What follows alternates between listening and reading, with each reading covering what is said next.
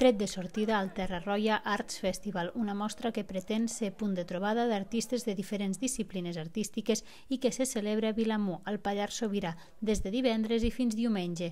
Una mostra d'art que compta amb aparadors singulars repartits per diferents espais del poble que donen a conèixer les obres d'una trentena d'artistes. L'eix central d'aquest any ha sigut les arts plàstiques. L'any passat va ser la fotografia i aquest any les arts plàstiques. L'espai més important aquest any és el Graig, que l'hem adaptat com una mena de galeria. I llavors hi ha 20 artistes diferents, escultors i pintors. Aquest és el més important. Després hi ha la casa de Bolandrau, diguem, que és una era, que hi ha escultors de fusta, que fan amb fusta, i hi ha un aquarel·lista. Després hi ha l'Hoteller, que és on treballo jo, que també hi ha dos artistes. També l'església acull una exposició d'escultures de fusta.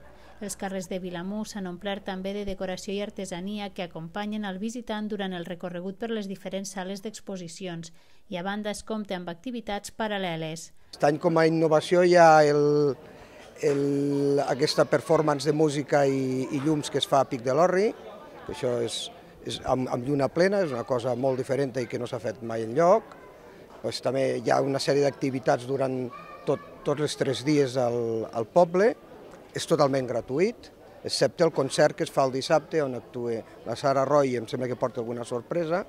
L'Ajuntament acull també una exposició que s'allargarà 3 mesos sobre la història de les càmeres fotogràfiques. És una manera de que la gent pugui saber el que es feia, per exemple, als anys 1850, de com els fotos d'aquella època, amb aquelles càmeres rudimentàries, feien el que feien.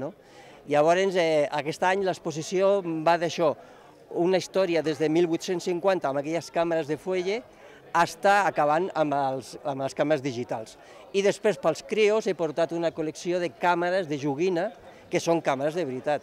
Un festival que també compta amb la col·laboració dels veïns i veïnes de Vilamur que han cedit espais expositius i han elaborat diferents decoracions al llarg del recorregut.